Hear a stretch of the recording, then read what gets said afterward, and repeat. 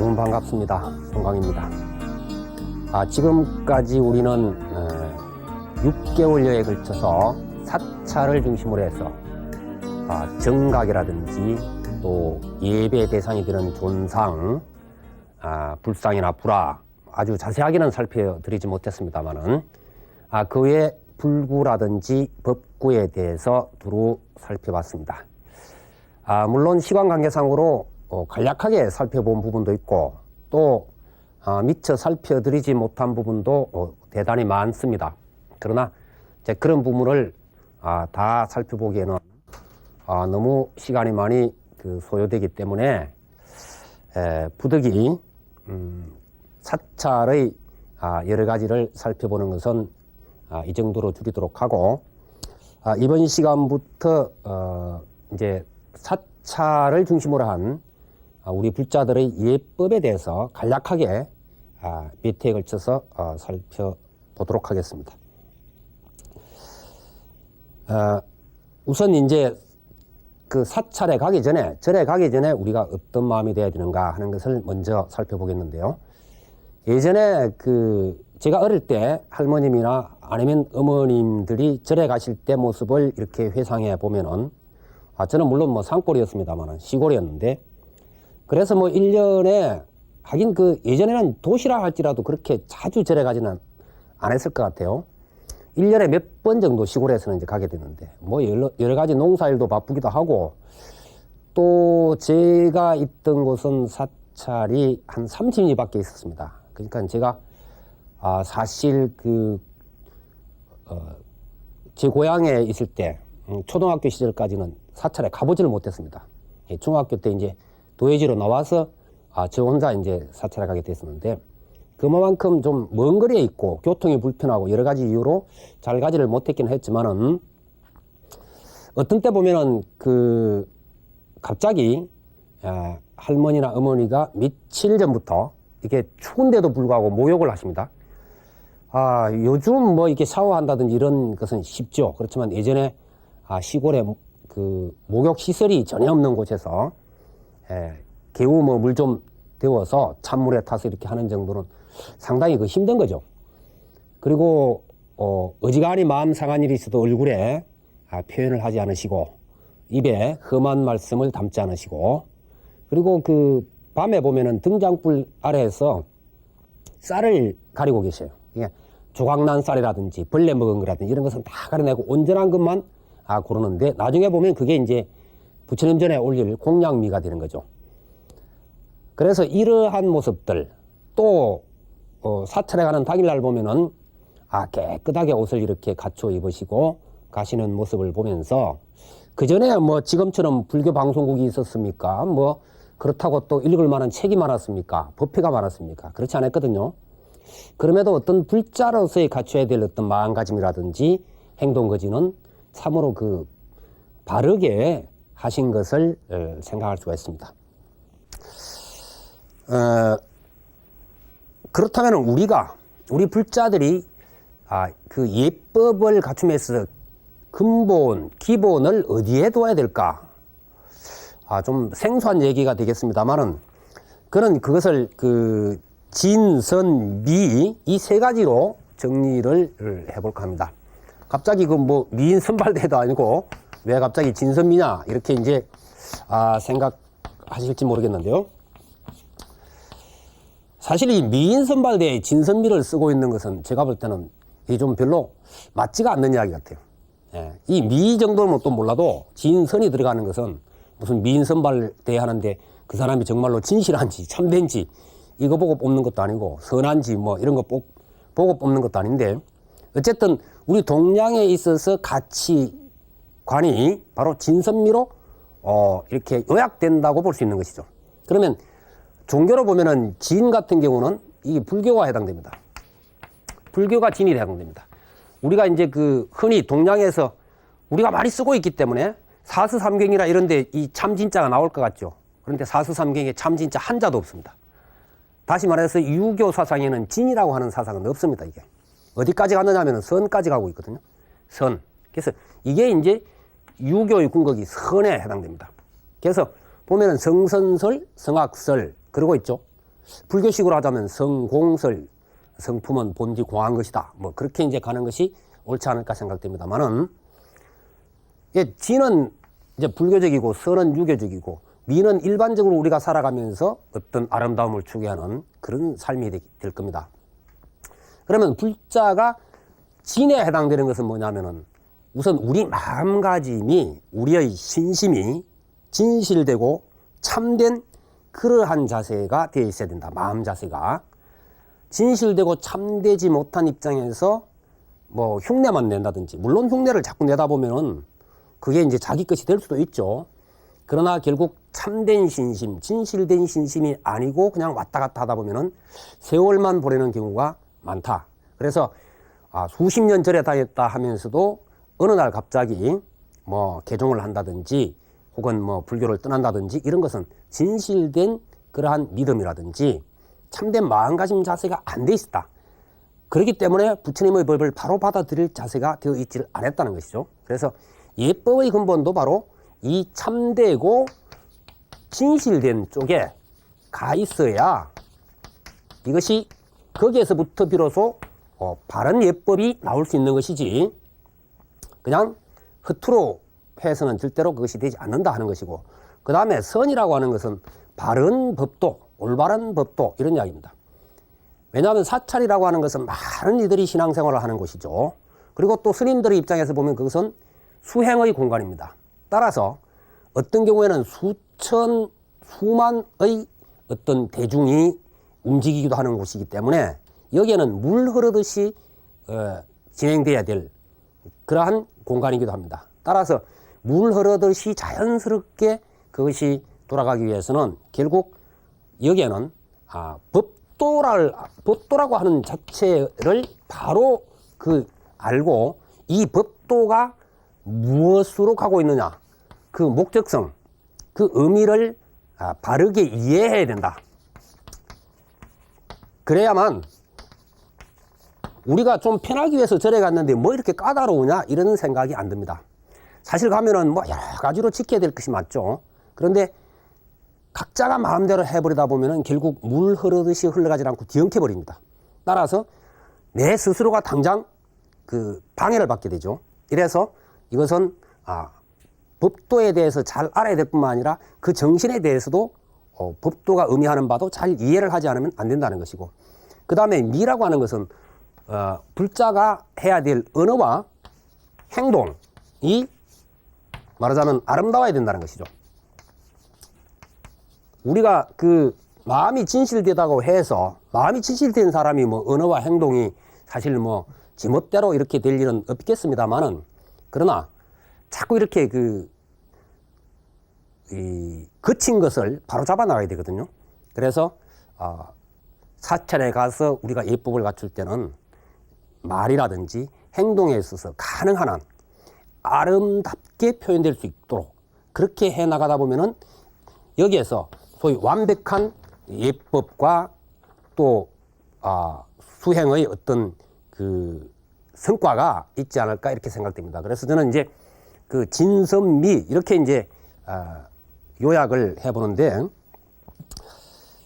이와 같이 하다 보면은 이제 참 정법에 다가가는 것도 빠를 것이고, 본인이 이 정진력도 향상되지 않나 이렇게 이제 생각이 되어집니다. 예전과 달라서 요즘에는 참 사찰마다 법회가 많습니다. 적어도 뭐 한 달에 몇 회에서부터 적어도 10회를 넘어서서 20회 가까이 뭐 이렇게 이제 법회가 있는 사찰들이 많습니다. 그렇기 때문에 그 법회를 다 가게 되면은 거의 이틀에 한 번꼴, 좀 선택해서 가도 사흘에 한 번꼴, 아니면 기도 법회만 가도 뭐 한 5, 6일에 한 번, 일주일에 한 번 정도는 반드시 가게 되는 입장이 되죠. 요즘엔 또 뭐 100일 기도다 무슨 기도다 해서 참 기도들이 많습니다. 그래서 매일 이렇게 가다시피 하는 그런 이제 신도님들이 많기 때문에, 예전에 1년에 몇 번 갈 때처럼 그렇게 뭐 며칠 전부터 목욕하고 비린내 나는 것 안 먹고 뭐 그렇게 할 수는 없을 거예요. 많은 이들과 어울려야 되고 그렇기 때문에, 그래서 그렇게까지는 안 가더라 할지라도 기본적으로 우리가 좀 주의를 하고 정리되어야 될 것들이 있을 것이다 해서 이제 살펴보니까 이 정도는 정리를 해야 되지 않을까 하는 이제 것들이 있습니다. 이제 그것이 제가 지금 짚어보려고 하는 것인데, 먼저 이제 사찰에 가기 전에 몸을 그 깨끗이 한다, 정갈하게 한다. 요즘엔 참 좋잖아요. 그 집집마다 거의 대부분 뭐 간략하게나마 간단한 것이지만 뭐 샤워 시설이 되어 있기 때문에 몸을 씻고 간다는 것은 그렇게 어려운 것이 아닌 것 같습니다. 예전처럼. 그래서 사실 부처님 전에 우리가 나아간다고 하는 것은 내 모든, 내 몸과 마음을 다 드러내는 것과 같습니다. 내 잘못도, 내 그릇된 것도, 모든 것을, 내 슬픔도, 뭐 다 아픔도 다 드러내는 것이죠. 그렇기 때문에 우선 몸을 정갈하게 할 필요성이 있다, 이런 이야기입니다. 그래서 사실 또 뭐 일을 하다가 또 바쁘게 막 다니다가 가게 되면은 여름 같은데 뭐 땀 냄새가 많다든지 이런 경우에는 우선 그 부처님 전에 가는 예의도 안 맞지만 당장 다른 사람들에게 이게 방해가 되는 그런 경우입니다. 그래서 옷은 그 몸은 깨끗하게 이렇게 샤워를 하는 정도까지는 가져야 하는 것이고, 그 다음에 이제 옷을 좀 깨끗하게 이렇게 갖추는 것이, 그리고 또 남의 눈에 거슬리는 것은 좀 피하는 것이 좋겠다 하는 겁니다. 사실 부처님 전에 보여주는 것은 아까도 말씀드렸지만은 깨끗하고 정갈한 모습이어야 된다. 따라서 꼭 여기서 뭐 비싼 옷 이런 의미가 아닙니다. 잘 세탁되어서 깨끗한 그러한 복장을 갖추는 것이 좋겠다는 것이죠. 그래서 뭐 이렇게 좋은 옷이 아니라 잘 손질된 옷을 입고 가자, 이런 이야기고, 또 남의 눈에 거슬린다고 하는 것은 지나치게 짧은 옷, 친구들끼리 모을 때 그냥 흔히 입을 수 있는 옷, 아니면은 뭐 여름 같은데 그냥 반바지라든지 뭐 가슴이 훤히 패인 옷이라든지 이런 것들은 상당히 그건 좀 문제가 있는 것 같아요. 그래서 그런 것들은 좀 피하는 것이 좋을 것 같습니다. 요즘에는 뭐 옷들도 시원한 게 많잖아요. 그래서 어느 정도 가려도 대부분 또 시원한 것 같은데, 그러나 이제 이런 것은 있습니다. 아주 아끼던 옷을 절에 갈 때 이렇게 갖춰 입는단 말이죠. 그러면 그 노보살님들이 좀 멋진 옷을 입었으면은 좀 나무라는 걸 가끔씩 봅니다. 무슨 연인지 나무라는데, 부처님 전에 내가 아끼던 제일 좋은 옷을 입고 나간다고 하는 것은 대단히 그 참 소중한 마음입니다. 이제 그걸 자꾸 꾸중할 이유는 없는 것 같아요. 그래서 우리가 그 부처님 오신 날 같은 때 참 좋은 옷을 입고 하듯이, 우리가 사찰에 자주 가도 뭐 꼭 그들의 옷처럼 말이지, 일할 때 입는 옷처럼 작업복 같은 거 막 이런 식으로 입고 가는 경우들이 많은데, 그건 조금 생각해 봐야 될 점이 아닌가 생각됩니다. 물론 요즘 뭐 절을 많이 하고 하기 때문에 이제 좀 편하기 위해서 그런 경우가 있긴 합니다만은, 그래도 절을 하더라도 뭐 예를 들어서 뭐 천배나 이렇게 하면은 땀이 많이 나죠. 그래도 그건 요즘 세탁도 또 하기 쉽잖아요. 그래서 간략하게 그냥 물 세탁해서 정갈하게 해서 다음날 또 이렇게 갖춰가는 그 정도는 해야 되겠다 하는 것이고요. 그 다음에 그 절에 가기 전에 뭐 평소에도 그렇습니다만은 이제 좀 입을 조심해서 다른 사람하고 다투지 않는 게 좋을 것 같습니다. 가족이라 할지라도 역시 마찬가지입니다. 왜냐하면은 절에 가기 직전에 뭘 다투고 난 뒤에 절에 가게 되면 자꾸 그게 마음에 걸려요. 그냥 놓아버리면 되는데 잘 안 되잖아요.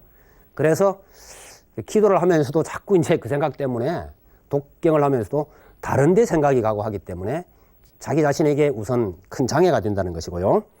그 다음에 그 집안 정리를 어느 정도 잘 해두는 것이 좋을 것 같습니다. 왜냐하면 막 급하게 그냥 하고는 나와가지고는 법회를 다 보지도 못하고, 아이쿠 내가 집안에 뭐 어떻다 하고는 그냥 급한 마음으로 돌아가야 되고, 아니면은 법회 도중에도 빨리 끝나지 않나 하고 자꾸 조바심을 일으키는 경우가 많습니다. 그래서 좀 절에 가는 날에는 아침 일찍부터 좀 서둘러서 가사 정리를 잘 해두고 가셔야만 자기 기도와 자기 공부에 방해를 받지 않을 것이다 하는 것이고요. 그 다음에 너무 지나친 욕심을 가지고 절에 가는 것은 좀 피하는 것이 좋지 않을까 싶습니다. 이게 이제 무슨 얘기냐면은, 물론 우리가 기복 그러죠. 복을 기원한다, 빈다 이런 것인데, 누구나 급한 일, 안타까운 일이 있으면 매달리기 마련입니다.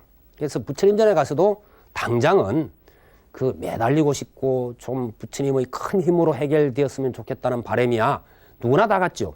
이건 뭐 초보자일 경우는 너무나 당연한 겁니다. 그러나 세월이 오래됐음에도 매양 절에 갈 때마다 그저 내 욕심만 자꾸 하는 것은 마치 우리가 매일 그냥 재벌한테 가서 돈 좀 주시오, 당신 돈 많으니까 돈 좀 주시오 하는 것처럼 어떤 점에 있어서는 비굴한 쪽에 흐를 수도 있다는 것입니다. 당당하게 내가 복을 지어가는 입장이 아닌 그런 쪽으로 흘러서는 안 된다. 그래서 부처님께서도 복을 짓는 것, 복을 베푸는 걸 자꾸 말씀하셨죠.